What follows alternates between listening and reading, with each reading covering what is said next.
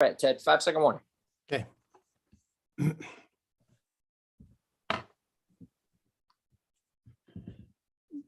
Good evening, everyone, and welcome to our Monday night lecture entitled "The Ethics of Exploration." My name is Ted Janulis, and I'm thrilled that we're doing this evening for three reasons. The first is I was a philosophy major in college, and you don't get a chance too often to use that background. So, hooray for that.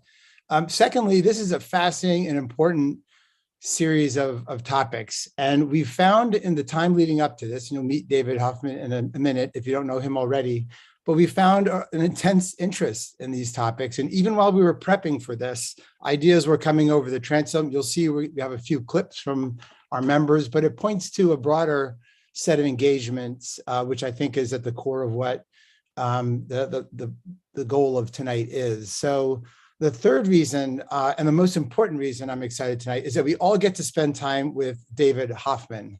And as you know from the program, David's a bioethicist. He teaches at Columbia. He's got incredible practice advising all kinds of folks and institutions on all kinds of ethical issues. So he's got a wonderful background for what we're doing tonight.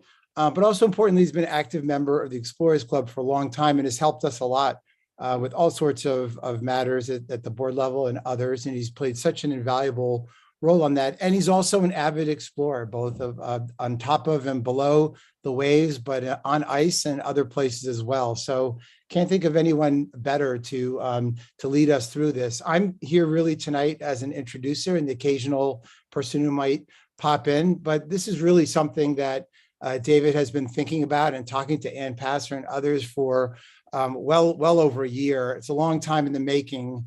So it's thrilling to be able to come to everybody tonight and start this conversation. I choose the word conversation carefully because we're not here to give answers to things. We're here to ask questions and engage. So without any further ado, because you should be spending as much time as possible with David, I'm going to turn it over to him. And thank you so much, David and Ann, for making this happen. Kevin, for all the behind the scenes things that you're doing so wonderfully, and the people who have participated, of course, the audience tonight.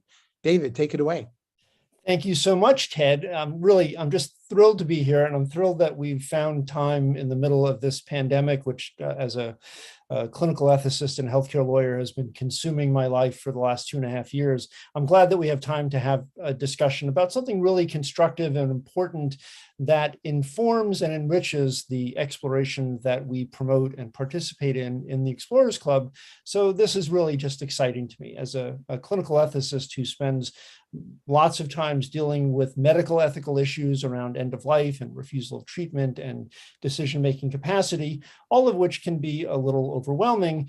This is a much more constructive conversation. And yet, as you will see as we work our way through the program, really it is the same discussion, because bioethics is the study of the ethical implications of our existence as biological organisms and our interaction with the rest of the biologic sphere, all of life on the planet, both exploration that is inward focusing on the exploration enterprise and outward focusing, looking at the implications of some of our exploration on the rest of the population and on the planet as a whole. So I think this is going to be really a fun discussion, emphasis on discussion. So those of you who are watching, please, at the end of the program, we're going to leave time for questions and comments. And I hope you will take advantage and share your thoughts, provocative or mundane, doesn't matter, in the chat box. Kevin will feed those along to us, and Ted and I will take our best crack at responding, or at least framing the discussion. So let me share my screen, because we live in the Zoom age, and that's how we live, right? And I will ask the usual question. Ted, can you see our slides? I can see the slide, and I've got the thumbnails on the left. Just very see good. your whole screen. Yeah, that's fine. That'll enable me to walk through this and jump back and forth in our program. So First, some legal stuff. Even though this is an ethics discussion, it is inescapable that legal and ethical questions interact, and we will see that at a variety of points in the discussion tonight. But these are the legal disclaimers that are so important so that you and the audience understand what we are and are not setting out to accomplish tonight. So first, the opinions expressed by Ted and I, and we'll have a few video visitors in the program, which will be kind of exciting. Those are our opinions, and they're solely our opinions. And though none of us has disclosed any sort of conflicts of interest, you should understand that we are sharing our opinions. My opinions are not opinions of Columbia University or the hospitals that I work at. Likewise, Ted is only representing his own interests. And that's an important consideration in any ethical discussion. Further, it's not our purpose to define a code of ethics for exploration tonight. That is a venture that we'll talk about some, and there are some existing codes of ethics that are relevant to exploration, very relevant to exploration. But the need for development of a code of ethics for exploration is a project that requires a good deal of attention and is work that is entirely appropriate for the Explorers Club to do. Tonight, we're going to sort of frame the case for why we need a code of ethics for exploration. And finally, let me say that to the extent that I offer any suggestions for an approach to resolving an ethical dilemma, that's just a response to a set of facts and doesn't constitute any sort of a comprehensive principled response, because facts are fluid, and sometimes we need to be really careful about even the enterprise of defining what should and should not be ethical norms and standards. All right, enough of that. Why are we here? Well, because I will suggest to you through the course of this evening that ethical obligations have to be considered in the planning, the execution, and while on expedition in the crisis management that occurs sometimes. And it is in the preparation and in the discussions between expedition leaders and expedition participants that we best frame the context for dealing with the crises that arise from time to time, so that good ethical decisions are made, bearing in mind this important principle.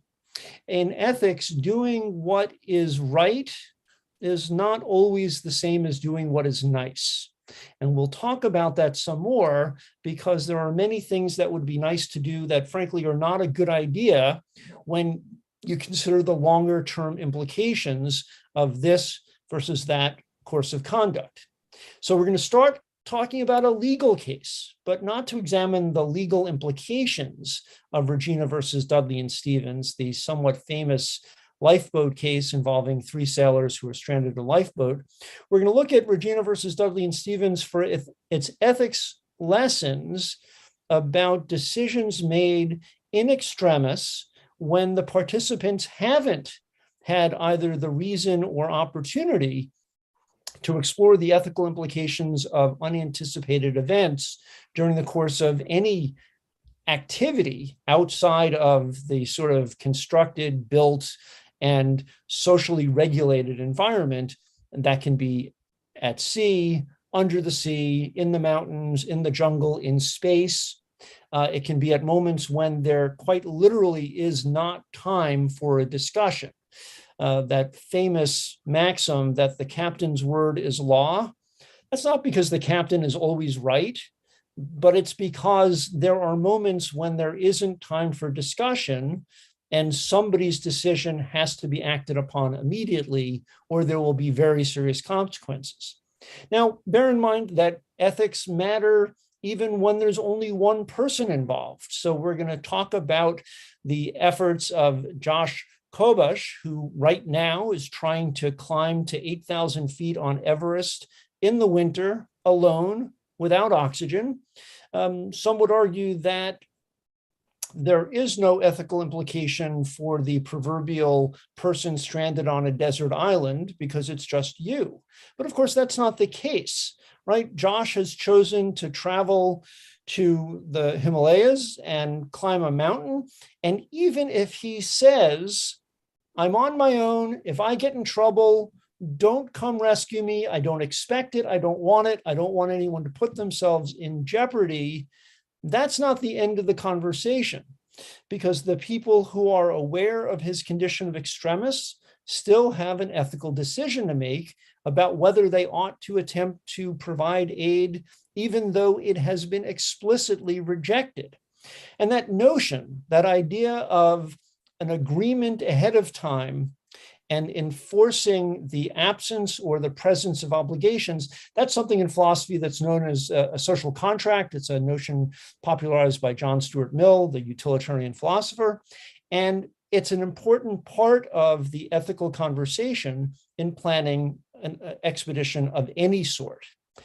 And then, of course, there's the element of that planning that has to take into consideration that sometimes during the course of an expedition, a person's decision-making capacity, a person's recollection of commitments that they made in the past, and the enforcement of those commitments may fall by the wayside because of changes in a participant's cognition. This can happen due to hypoxia at altitude. It can happen due to nitrogen narcosis at depth, and from dehydration or exposure to the elements, even if you're not very high up or very low down. And so we have to think about who is the person that we are confronting in a moment of crisis, and what does that person at the moment's opinions matter in relation to commitments that she or he may have made before the expedition started. So here we reference the ship of Theseus problem, which is a philosophical polemic of identity.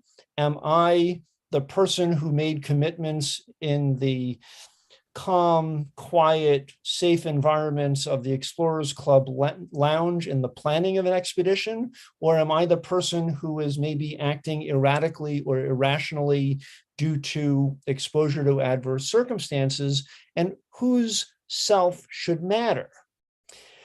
That's important for this reason. We have to worry about this notion, the ethical notion of a duty to rescue.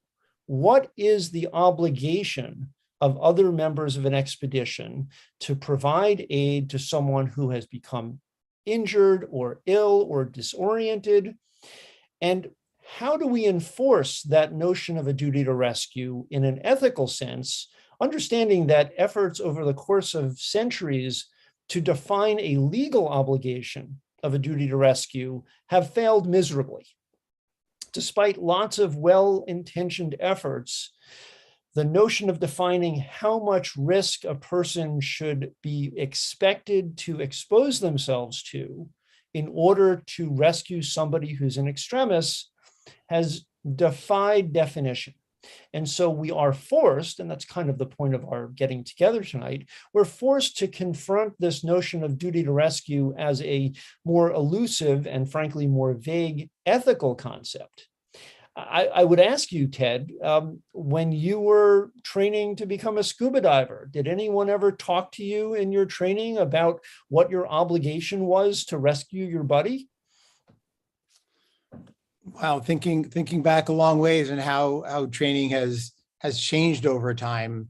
I think implicit in buddy breathing and basic tenets there are some rules of the road, and maybe they're not spelled out as specifically as this, but you certainly get a sense of that when you sign the documentation, when you go for your dives and you enroll in your courses. You have a sense of duty built around that, but not as obviously there's only so much time you can spend on that in the context of overall training. So not nearly to this level, David. Yeah, I have to say, when I did my scuba diving training, that was 1974.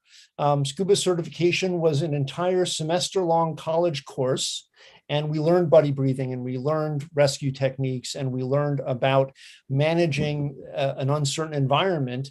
Those are ethical lessons, but they were never framed in terms of an ethical obligation, and certainly in my training anyway, not framed in terms of what are the limits of those obligations. When you are buddy breathing and you are trying to free an entangled buddy from fishing line or a trapped piece of equipment on a wreck dive, and you get down to 100 PSI, is it your ethical obligation to share the last breaths of air with your buddy and then you both die? Or is there a limit to what buddy breathing implies as an obligation? So that's a element of this discussion that frankly doesn't get talked about. Why? Because, to use the technical ethical term, it's icky, right? Who wants to think about that?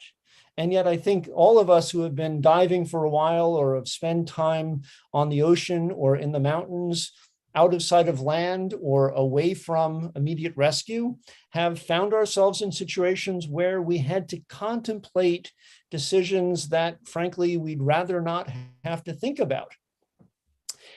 And finally, tonight, we need to talk about the larger ethical context of exploration, because it's important to think about the ethical relationships between expedition members. But there's also a dimension of ethics in exploration that relates to all of us as explorers in relation to the natural environment that we explore. So, what are the rights of the flora and fauna, and I include us as humans as just part of that fauna, of the places we explore? And later we're going to hear a little mini lecture from Callie, and I'm going to butcher her name, Villenturf. Did I get that right, Ted? Exactly. Who has some really interesting perspectives on that question, which frankly, I think will be another entire program in what I hope will become an ongoing series of discussions at the Explorers Club about these ethical issues. So let's start with some simple, very simple definitions. And I crafted these definitions just for tonight because there are lots of definitions, some highly technical definitions of ethics in different disciplines. But this is the most broad and general, and I think it really will work for us tonight. Ethics is the rules of behavior, principally human behavior, that lie between laws and customs.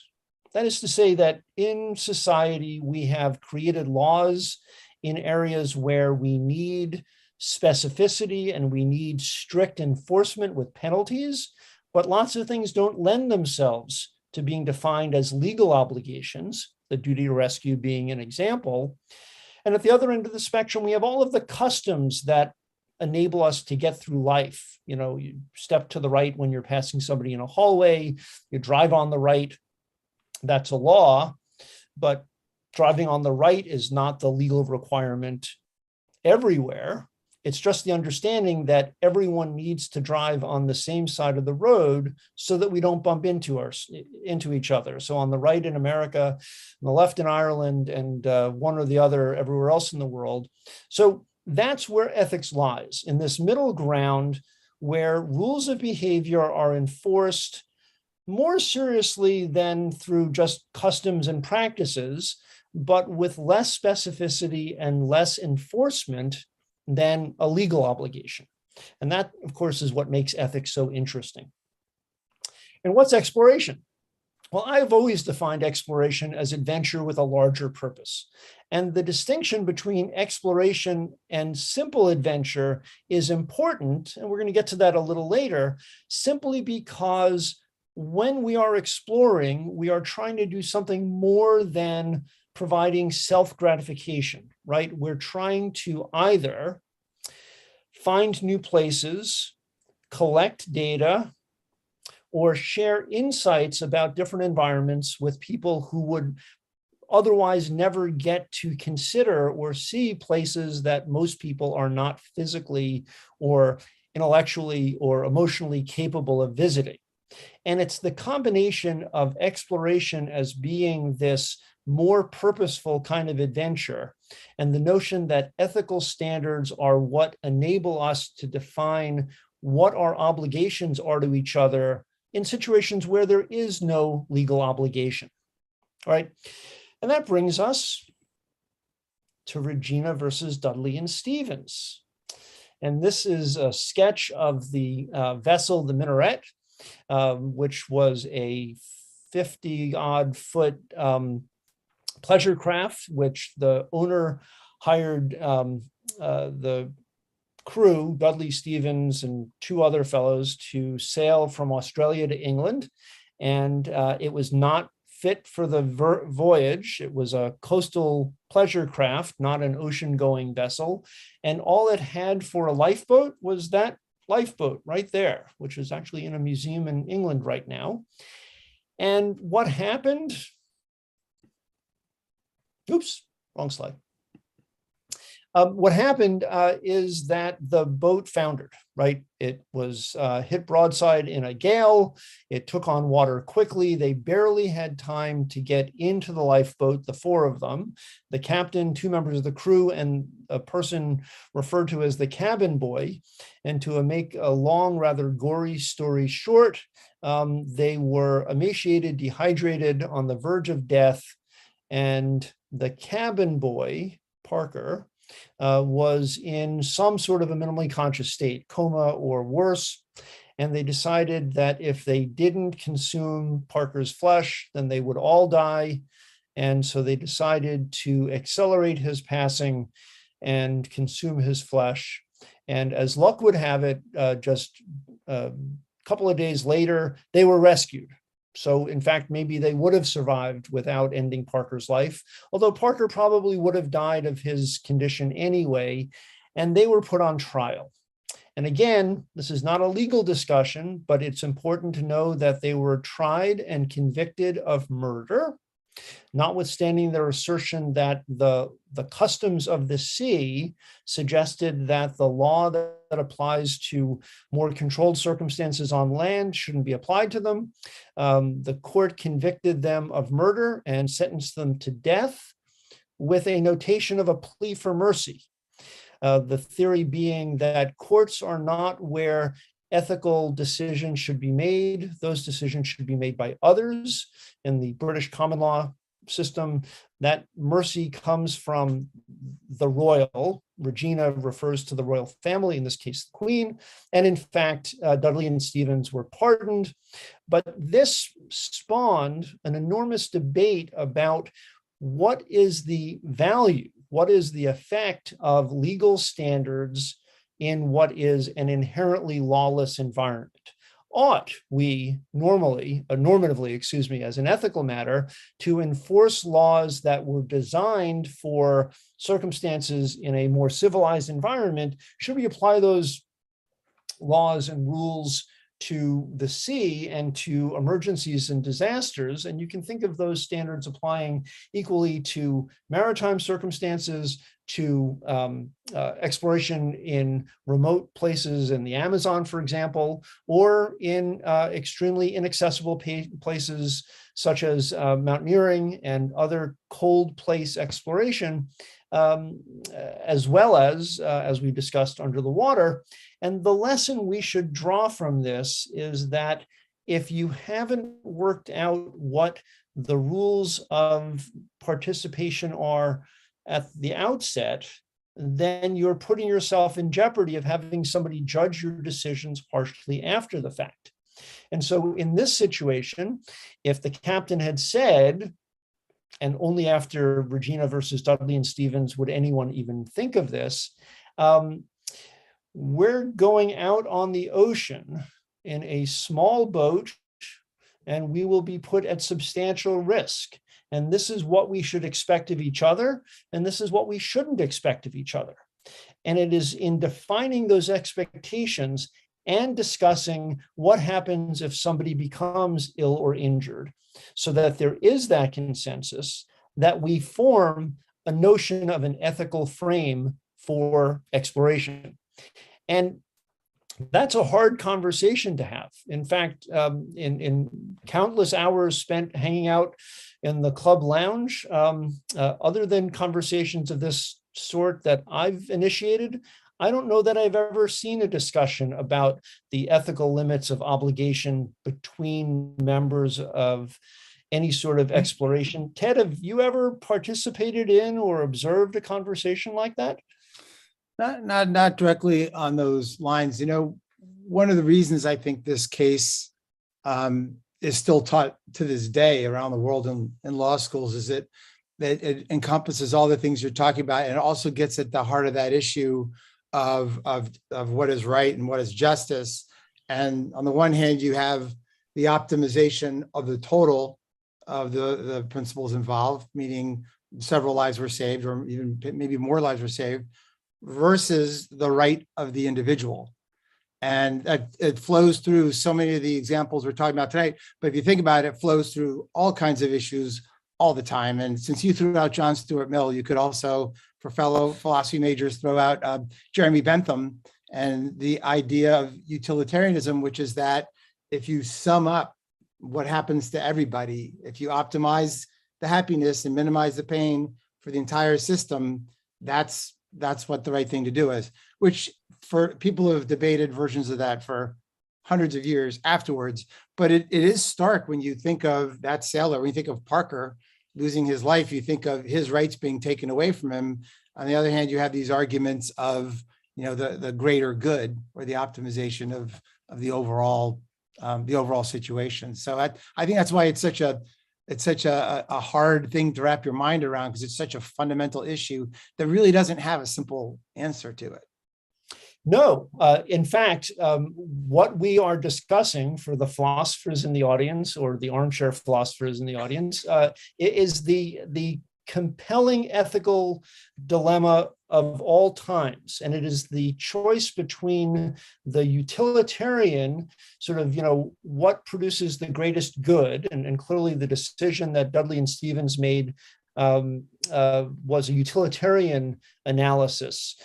3 will live, 1 will die versus all dying, balancing against the Kantian notion, Immanuel Kant, the famous principlist philosopher who said, no, we need rules, not legal rules, ethical rules, and the rules ought to be what is the right thing to do without regard to the consequences. So Kant would have said to Dudley and Stevens, if he happened to float by the lifeboat, he would have said, do the right thing, respect all life, and if you all die, so be it. The principle is more important. That's a tough discussion to have when you're planning any sort of an expedition, but framing it that way and discussing what is our value applied to the risk which we will face in this expedition, that's the conversation that needs to be had.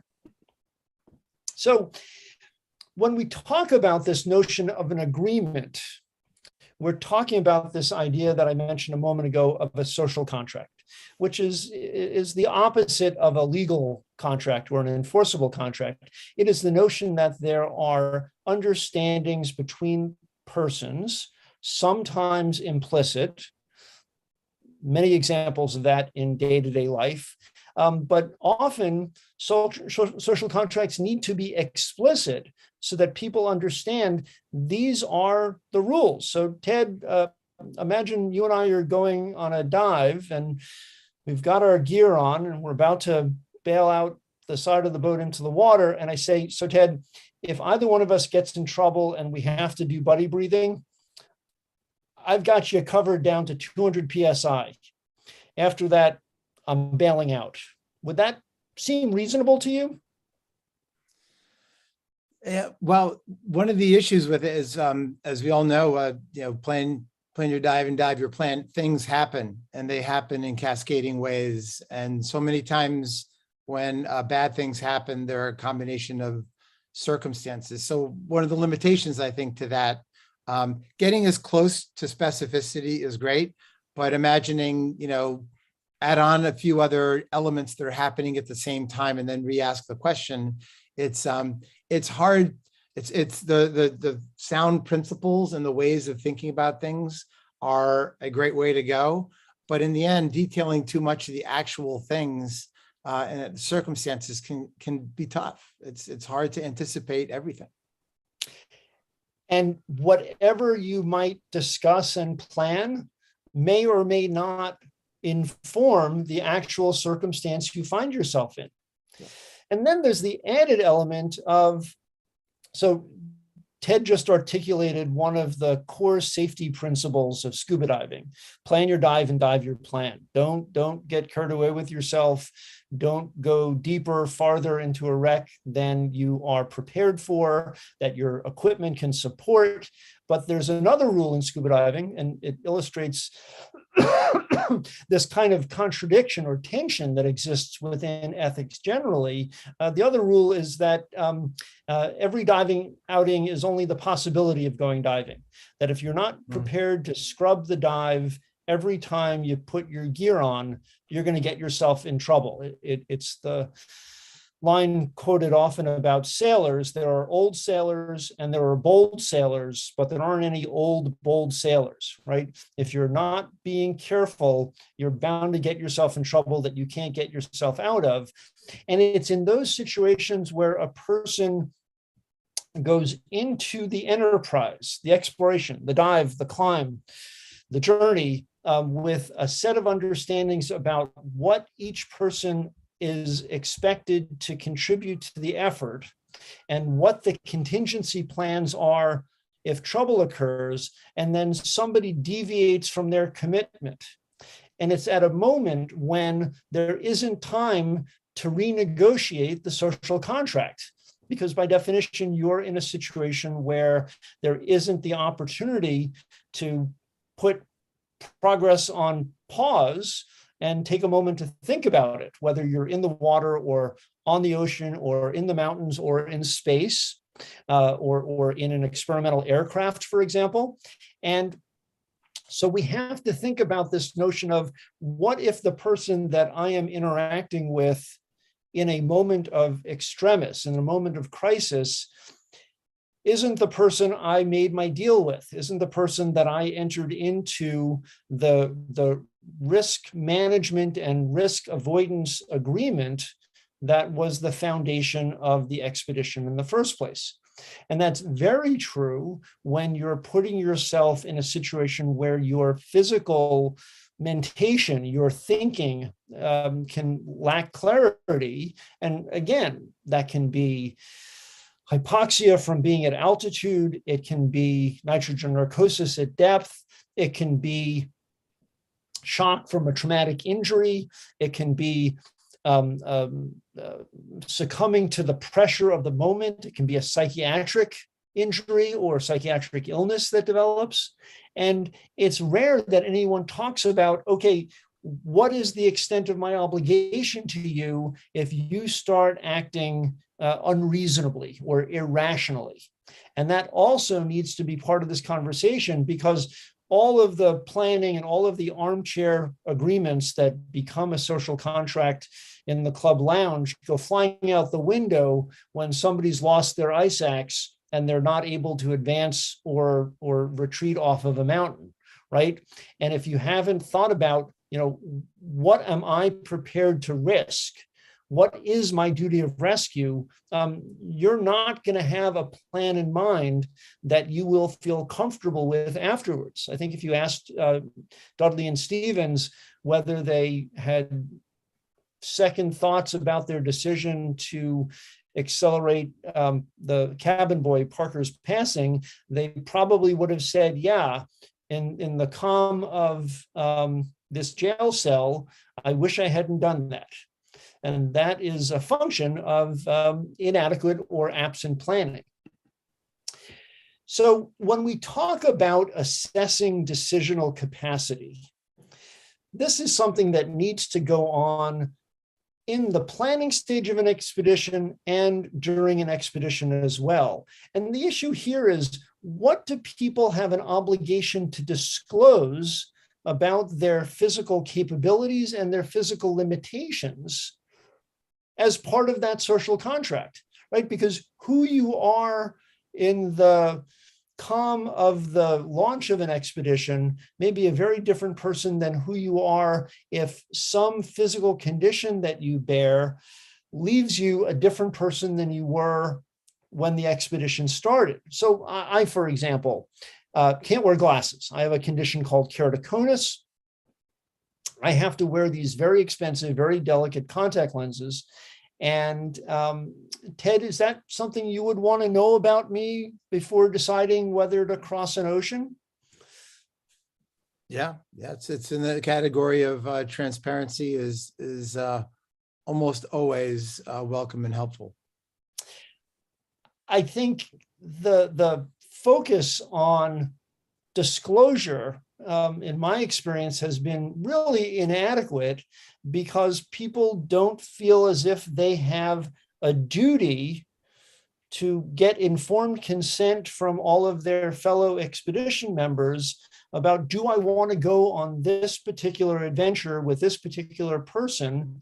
And if all of those attributes haven't been disclosed, and if, for example, somebody has a psychiatric history such that they are seemingly normal, whatever normal is, in a controlled and quote unquote civilized environment, but they have a tendency toward panic attacks and irrational behavior when they're put under pressure. Well, if that wasn't asked about, or if it was asked about and it wasn't disclosed in the planning phase of an expedition, then the person you're going to be negotiating with during a crisis of any sort will not be the same person that you confronted when you were entering into that social contract in the first place.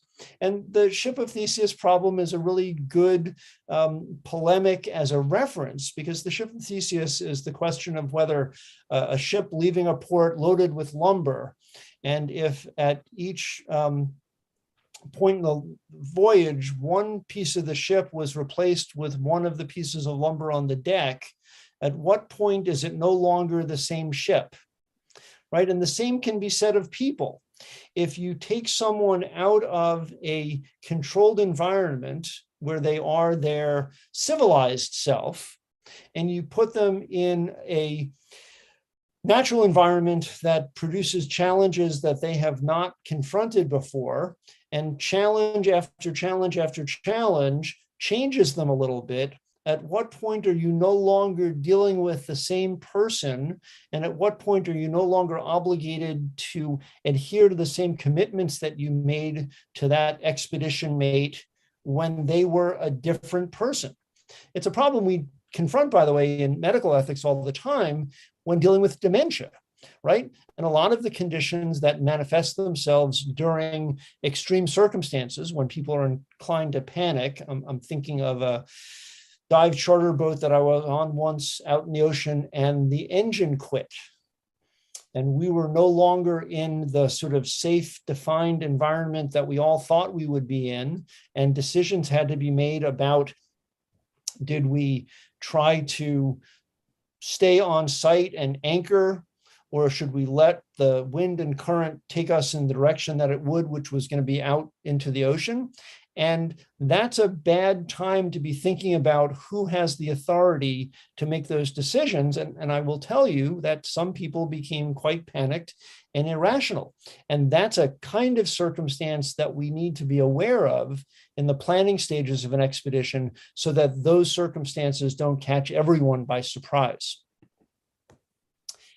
So when we apply this notion of an ethical concept of a duty to rescue to this notion of a social contract, an agreement between participants in the enterprise, we have to define that in terms of what are the limits of that duty? What are the points at which an expedition leader can say, you have violated our social contract, you have not fulfilled your end of the bargain, you have not performed as you promised you would, you have not fulfilled or delivered the skills that we brought you along to provide, and we now have less or no obligation to support you because you've departed from the plan. In effect, you are not diving the plan that we planned, right?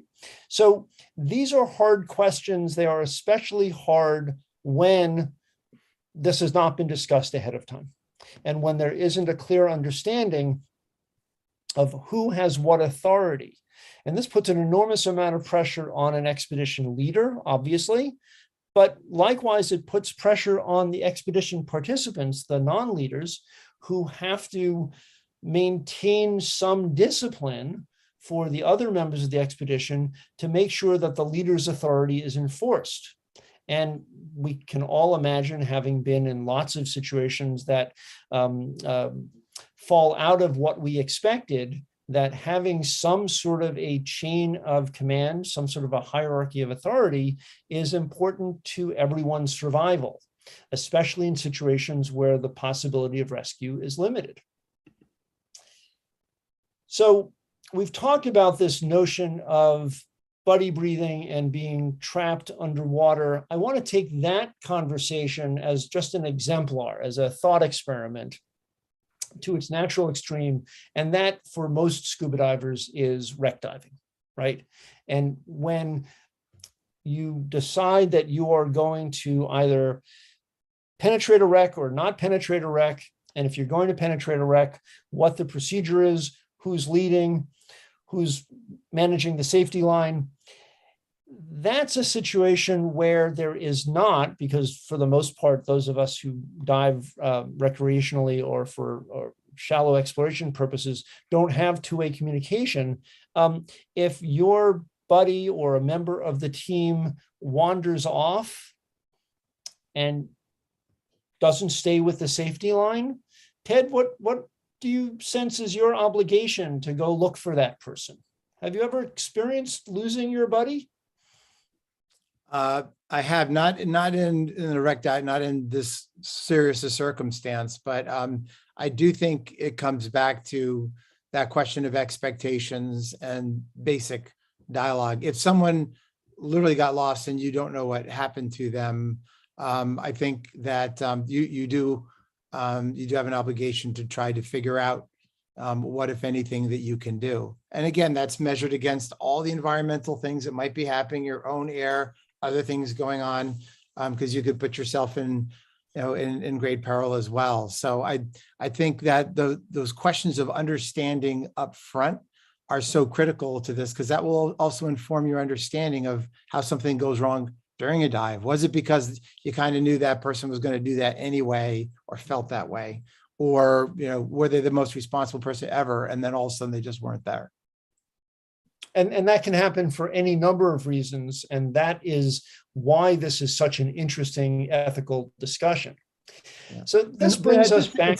But I do think that everybody shares a sense of, if something goes wrong, you're supposed to make some version of your best efforts, right, without truly imperiling yourself or others. I do think there's a sort of, I don't want to say common sense, but a reaction that people have that if you're going to go down and put yourself at risk in an environment, whether it's diving or otherwise, that there is that contract up front that you're going to try your very best to look after each other and come to someone's aid if they're in distress.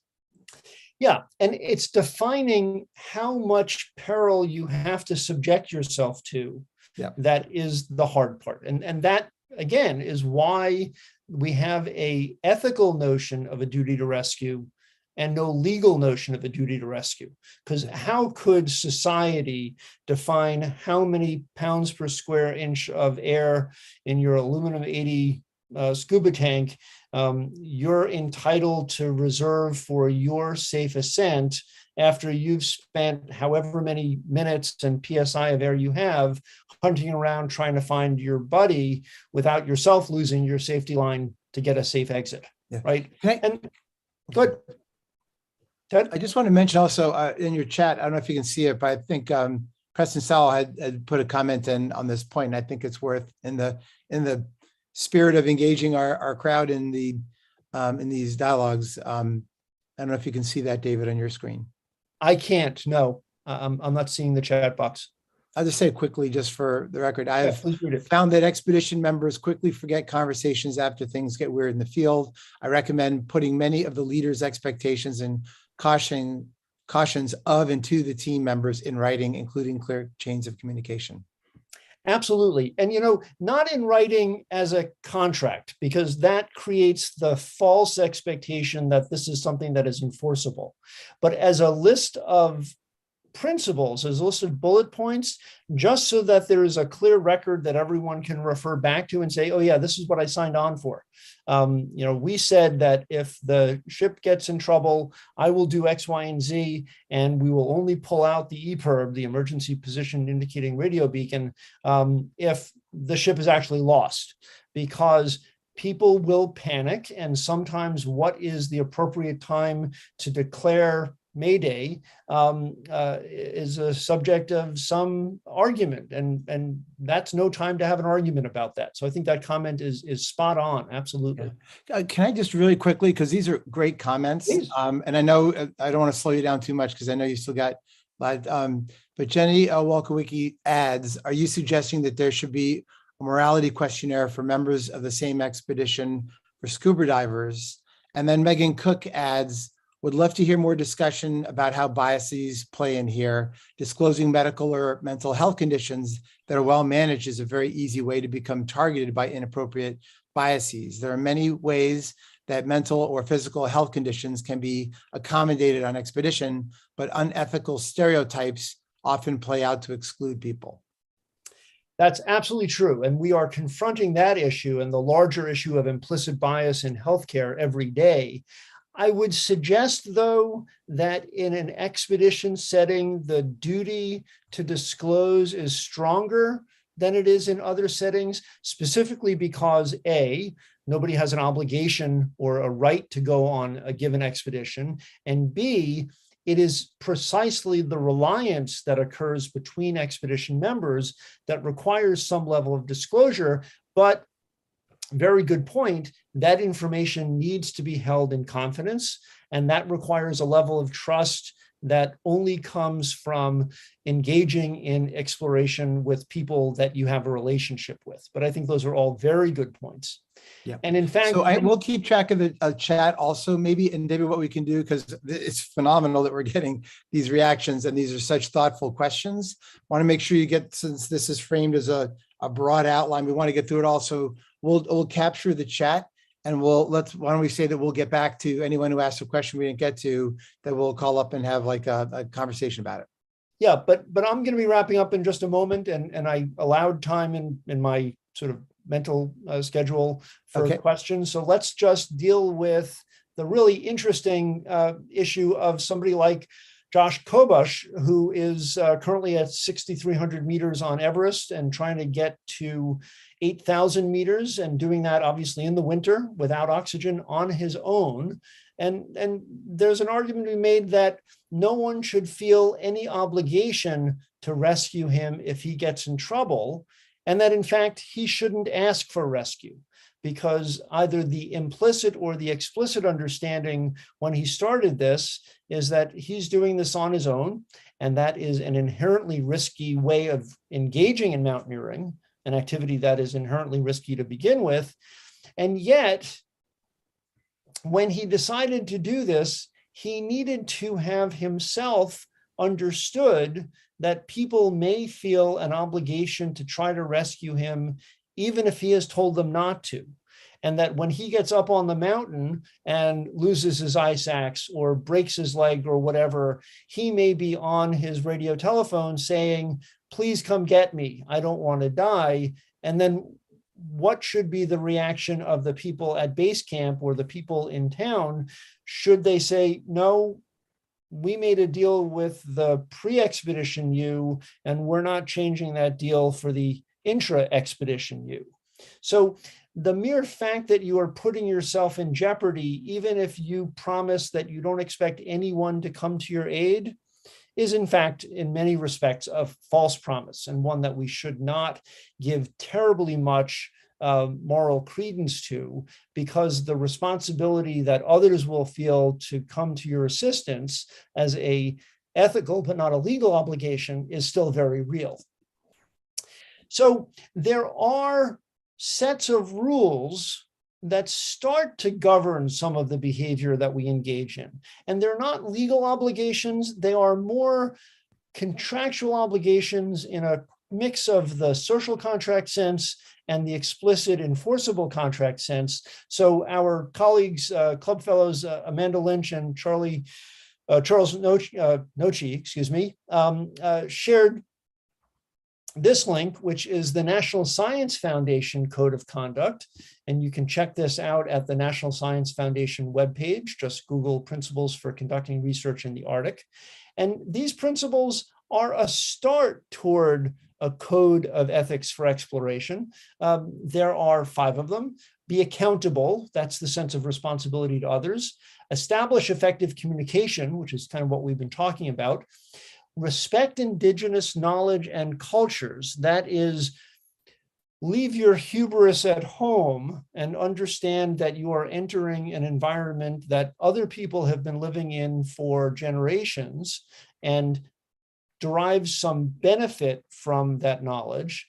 Build and sustain relationships, which is both true for people you encounter in an expedition and the people on your expedition team. And then, of course, pursue responsible environmental stewardship, which is such an incredibly broad concept. I applaud them for even including it, but it does lead us to our next area of discussion quite nicely. So I said in the introduction that we need to consider not just the ethical relationships between participants in an expedition, but the ethical relationship of the expedition members with the places that they explore. And I use this frame of the rights of the flora and fauna of the places we explore as a tool for humility, which is the recognition that we are going places and maybe engaging in gathering of data or samples. And we are both interacting with the local flora, flowers, plants, and fauna, biologic species, non-plant species. And we are also part of that fauna, right? We are part of the biology of that ecosystem that perhaps we as explorers are foreign to, but we still need to recognize that we have responsibilities to that natural environment. And so Callie Violentoff, who, Ted, why don't you say a little bit about Callie and then we'll hear from her directly. Sure. And just, I'm checking the order of the ones. Did you want to do Callie and then the other 2? Or did you want Yes, that was the plan. Yeah, so Callie, you know what she says it so eloquently in her video that I'll let her speak for herself. But basically, she was one of the prime movers in getting this this legislation that got passed in Panama the week before last, recognizing rights of nature, rights of oceans, etc. And I'll turn it over to her. But as you'll hear at the end, you'll be able to hear more from her at a future program in the club. But best to hear it in her own words. It's truly exceptional. Yep. So Kevin, can we roll Callie's presentation? She wasn't able to be here live today, and we took full advantage of the technology. Thank you so much to Ted and to David for having me on tonight just for a brief segment to talk about a very exciting new nature conservation announcement. So on February 24th of this year, the President of Panama signed a law recognizing the rights of nature. Woo! This is really exciting news. This is a law that myself and a team at the Earth Law Center, as well as Senator Juan Diego Vasquez and his legal team, have been working on for the past 2 years, drafting, debating, revising, etc. And we're just unbelievably excited that the president has decided to grant rights to nature within the current legal system. So some of these rights include the rights to exist, persist, and regenerate her vital cycles. It also includes the right to representation in court by any member of the public. In addition, it recognizes nature's right to healthy water cycles and to restoration.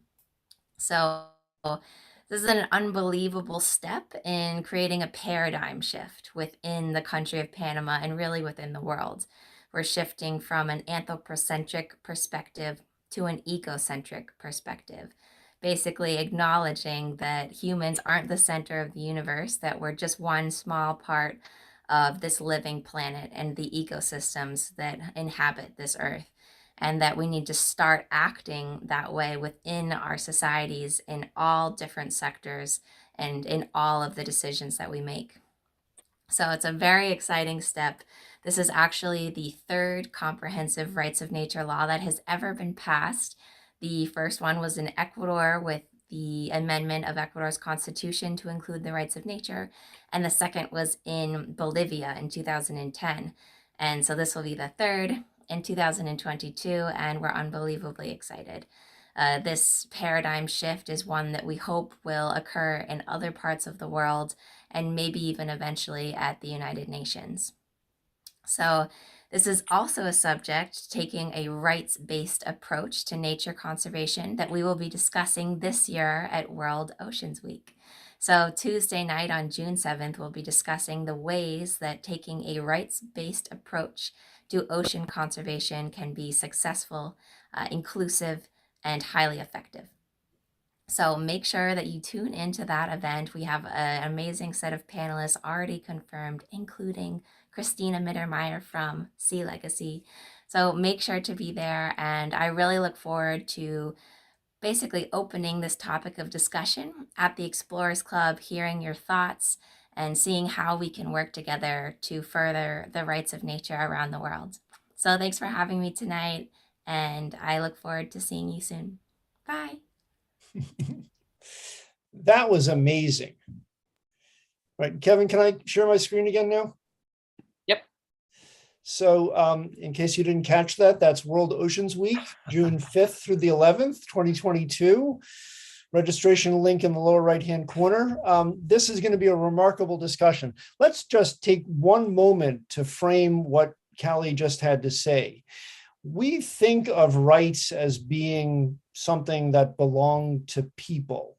And we think of animal rights in some limited circumstances, but the notion that the natural environment, all of those plants, all of those animals, including but not limited to the human animals, have rights, and that we have an ethical obligation to protect and enforce those rights, just as we have ethical obligations to preserve other kinds of rights that exist in our society and in nature as a whole. This brings into our discussion the whole notion of natural law theory, John Locke, a discussion for another day, but really interesting expansion beyond this very, very human-centric notion of rights and to whom ethical obligations are owed. All right, so it's time for more questions. And in the planning of this evening's presentation, we had some interesting discussions at the club, and a couple of our esteemed members had questions and thoughts that they wanted to share, but they couldn't be here. So again, we exploited our technology. And so why don't we go with Richard Garriott's question, our club president, about property rights. Kevin, can we hear from Richard?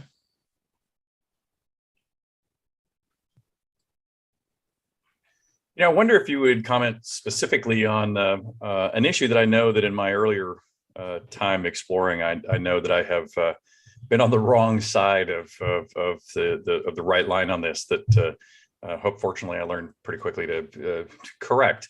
Which is where does that line lie between taking vacation photographs to taking either samples or photographs or sounds or stories out of an environment and using them for scientific or personal purposes. I mean, clearly, obviously people go on vacation and take photos all the time, but how quickly does that switch over from being acceptable to being something you really need to go out and be very diligent about how you secure rights?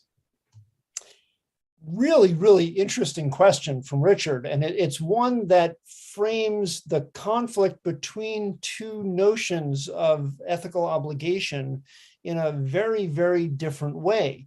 So we have this notion of property rights, on the one hand, ownership.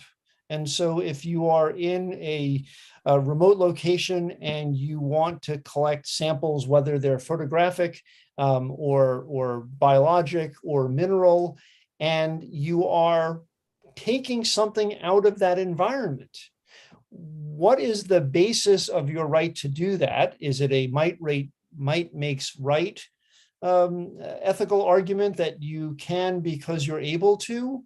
Or is there a larger question? And to me, the interesting part of Richard's question is, does it matter if you are collecting those samples for personal purposes versus for scientific purposes along the lines of contributing to the sum total of human knowledge?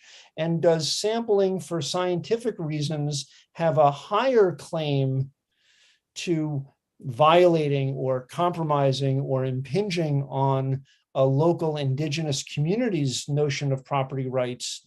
And so we can think of wreck dives, and we can think of collecting biologic samples from human populations that don't know what use is going to be made of their biologic samples. These are all really important ethical questions for which there aren't easy answers, because the circumstance is different in each different kind of exploration. Ted, thoughts about Richard's question? Yeah, look, I think right now we're in the middle of a huge societal evolution on this topic. And, candidly, exploration over time has had large extractive elements to it, and things that seem like they made sense back then in the context of, but we'll bring it back and educate people, or we'll put it in museums and it'll be available to everybody. Those views are increasingly, I think, being challenged, revised, and moving very fast. And so that causes, we read it in the papers and every day in these sorts of rethinking how we're looking at things. And I think, generally speaking, if you think of Richard's comment, they are becoming more and more restrictive and making it harder for people to justify, I took it because there was a greater good, I'm going to do that. And by the way, that applies to so many things in addition to exploration. But I think we're in the middle of a big revaluation of a lot of those areas of ethics.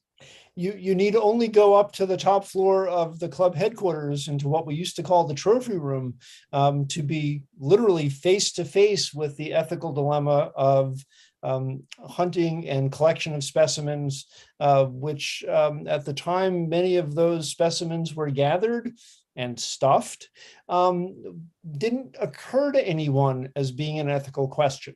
Now, clearly, it is an ethical question that we take very seriously. Yeah. So David Concannon,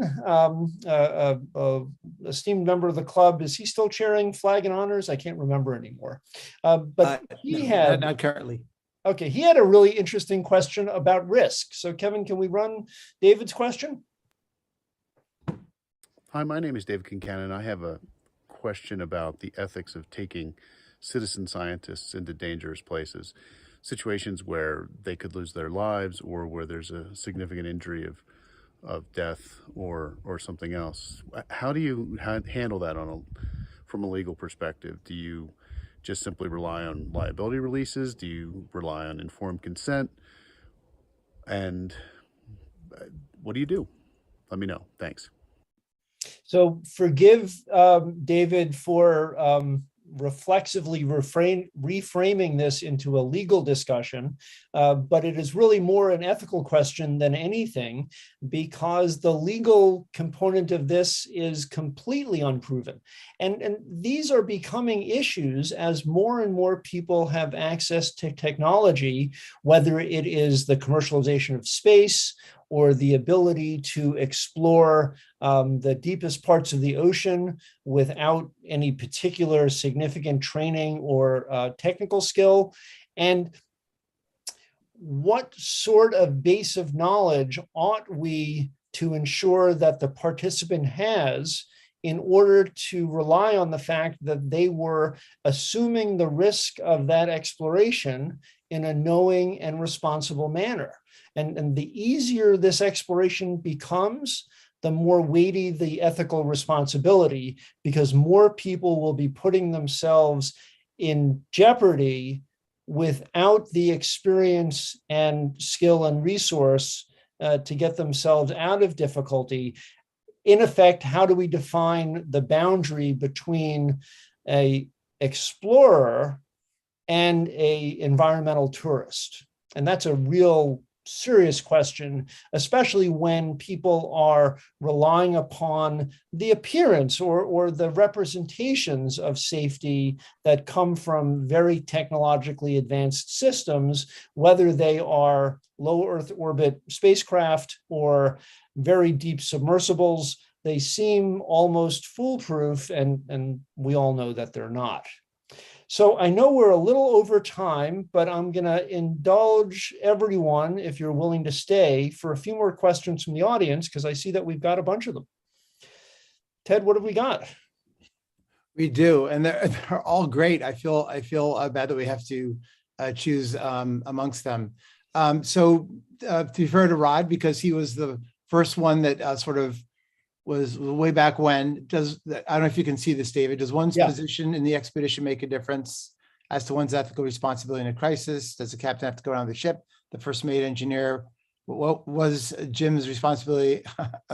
Patna, Lord Jim. We're covering all the bases. Now we're into literature. But what's your take on Rod's question? Yeah, I think everyone, regardless of their status, has the same both obligation of disclosure and duty to establish a clear and cohesive or coherent social contract for an expedition, because otherwise the whole notion of exploration is put in jeopardy. I don't know that leaders have any responsibility other than to start the conversation and to accept the delegation of whatever authority the group of participants is willing to cede to an expedition leader. I think that's really the point. Yeah. Rather than me comment, let me just try to serve up a few more so we can go quickly. Gene Wilkie, interesting animal analogies to responsibility for others. Bison, as example, may quickly assess leaving the sole bison behind, that wolves are separated and are surrounding is all for the greater good of the herd. Or the lead bison decide there is a split second chance to confront the wolves to save the sole bison, despite the risk, and the entire herd follows that lead. So I think maybe let that stand on its own. It's a fantastic That's comment. a wonderful metaphor. Yeah. Yeah. Let's see. Oh, interesting. Okay, so Jenny again is back. What separates the ethics of scientific exploration and those of exploration when it comes to resource-based explorations? I'm thinking of scientific field studies on plants, primates in forested areas and so forth. Yeah, I think there is an argument to be made, I think a very strong, legitimate argument, that exploration warrants and can justify more resource consumption and more resource intrusion than mere environmental tourism, adventure kind of tourism, because there's a different balance of benefits and burdens. Benefits to society as a whole, arguably benefits to the planet as a whole, balanced against the more limited sampling or intrusion or disruption that occurs in a scientific exploration, presumably with better trained individuals as technicians, than in a simple ecotourism environment. And here I'm thinking of the exploration of Antarctica and the initial really, really substantial efforts that were made to keep even the slightest microorganisms off of Antarctica. And I perceive that effort has fallen by the wayside as Antarctic tourism has flourished. And I think that's a serious moral hazard. Let's go to Charles Norkey, who, again, we wish could have joined us. And both he and Amanda, we hope will join us in future sessions, or David, I should say. Great discussion. What are your thoughts on encouraging adherence to voluntary ethical codes and principles? Great question. Yeah, so Charles really nailed it.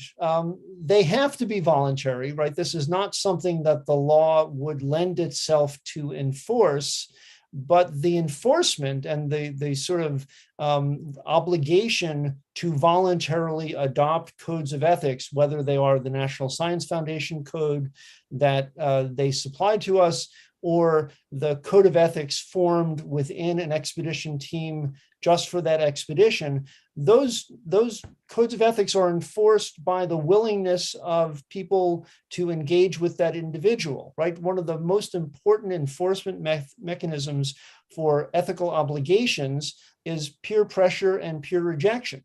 If you don't act as a responsible explorer, no one's going to want to go exploring with you again. And if you violate the social contract that was formed about risk and rescue, then people are going to have a diminished obligation to rescue you if you get into trouble because you exceeded the agreed upon bounds of the risk profile for the enterprise. Yeah. I just want to add on to this comment. If you think about tonight's discussion, I think I've already learned a lot myself from various people, and including you, of course, David. But it makes you wonder about just the fact that you have a conversation and you think about some of these puzzles and questions and sad situations. I think the sensitizing that you do around that makes you more likely, because you have a shared vocabulary to talk and think about it, and you have a way to visualize it in your own brain so that when these situations come up, you can think back on something that you've heard, as opposed to a brand new question and saying, oh my gosh, what am I going to do here? So I do think that whether it's this or other kinds of forums or other kinds of learnings or dialogue, I think those are all enormously productive in terms of Charles's question. Absolutely. And all of these questions, I've been scanning them as we've been talking and reading, are really important. And we will get to all of them because clearly there's enough of an interest that we will be doing another session of this program. So rest assured, we'll save all of these. Yeah.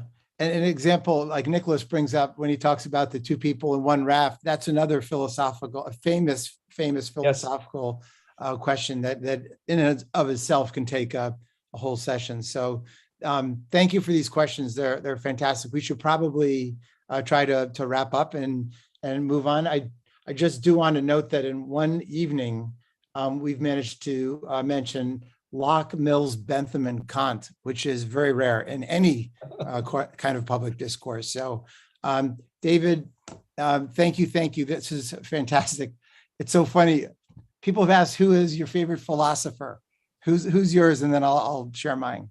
So my favorite philosopher, not surprisingly, is a legal philosopher, H.L.A. Hart, who gave us the polemic of the meaning of the sign, no vehicles allowed in the park. What does it mean to have a rule that prohibits vehicles in a park? It can mean many different things. So H.L.A. Hart. What about you? His classic book, The Concept of Law. My favorite is Ludwig Wittgenstein because he's the only philosopher I know who actually managed to have two widely respected but totally contradictory views of the world in one lifetime, which is a pretty hard. I can't do one, so I don't know how anybody does two. A wonderful point to wrap up on. Consistency is the hobgoblin of small minds. There you go. And a note here from Ann Passer or from the team saying, next week's public lecture is Cold War Missions of a Submarine Commander with Fred McLaren. So make sure not to miss that. But a huge thank you to you, David, for leading us through this conversation, to Ann for working on it with you over time, to the staff for making everything hold together, and to all the people who contributed. I think it gives us a sense that this is ripe for more conversation, deeper conversation, broader conversation. So thank you, everybody, for engaging and attending, and have a great night.